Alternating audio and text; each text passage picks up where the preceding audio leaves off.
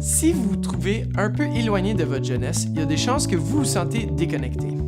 Saviez-vous qu'il y a 6 générations de personnes sur Terre en ce moment? Ça s'étend de la génération GI, ceux qui ont survécu les 2 guerres mondiales, la génération Baby Boomer, les millénaires, jusqu'à la génération Z d'aujourd'hui. J'aimerais prendre les prochaines quelques minutes à vous parler des jeunes d'aujourd'hui.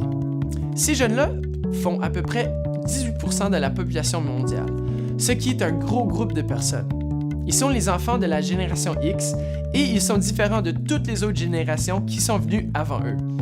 Ils ont été connectés à la technologie durant toute leur vie et c'est pour cette raison-là qu'on les surnomme la génération distraite. Ces jeunes veulent changer le monde. Ils sont entrepreneuriaux, ils sont conscients et ils croient pouvoir faire une différence. Il y a certains désavantages pour cette génération car ils ont toujours grandi connectés et en ligne. À peu près 11% de ces jeunes ont été diagnostiqués avec l'ADHD et ils passent jusqu'à 27% de leur temps sur des écrans durant une seule journée, ce qui est un bloc de temps incroyable. Ceci dit, ils ne sont pas habitués aux conversations élongées, ils interagissent plus en petits blocs de temps. Ils s'attendent aux conversations fréquentes et non aux interactions étendues et séparées. Ils s'attendent à des réponses immédiates. Ils cherchent une satisfaction immédiate et s'attendent que tout se passe instantanément. Avec l'accès constant qu'ils ont à l'information, ces jeunes sont intelligents, ils sont au courant de ce qui se passe dans le monde et il n'y a pas grand nombre d'issues dont ils n'ont pas déjà entendu parler. Ils sont aussi capables d'accéder à l'information très vite. Ils s'attendent à ce que les réponses leur sautent dessus et ils n'ont pas l'habitude de réfléchir.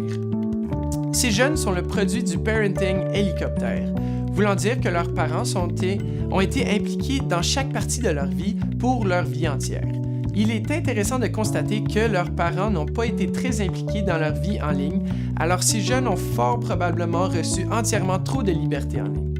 Ils souffrent de fatigue et d'un manque d'empathie car ils n'ont jamais le temps de prendre un break d'être connectés.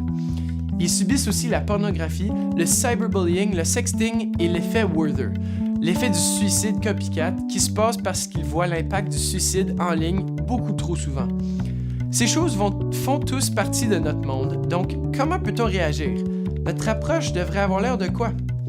La première chose qu'on fait, c'est modifier notre approche de communication. C'est clair que les voicemails puis les emails ne marcheront pas avec ces jeunes-là. On doit leur trouver sur les médias sociaux où ils passent leur temps et c'est pas mal facile à dire que c'est plus sur Facebook. On doit les chercher et trouver où ce qu'ils cachent. Tu pourrais peut-être mettre plus de photos sur Instagram. Ces jeunes préfèrent les textes aux conversations face à face car ils pensent que c'est une meilleure façon de communiquer, mais on peut leur montrer la différence. On peut leur enseigner comment parler à quelqu'un, on peut leur montrer comment avoir une conversation face à face, puis aimer ça.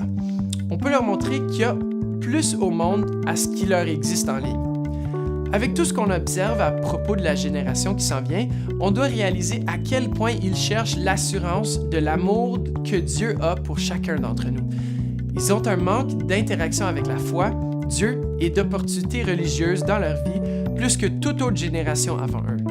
Ils ne peuvent pas trouver Jésus en ligne et c'est la chose qu'on peut leur offrir.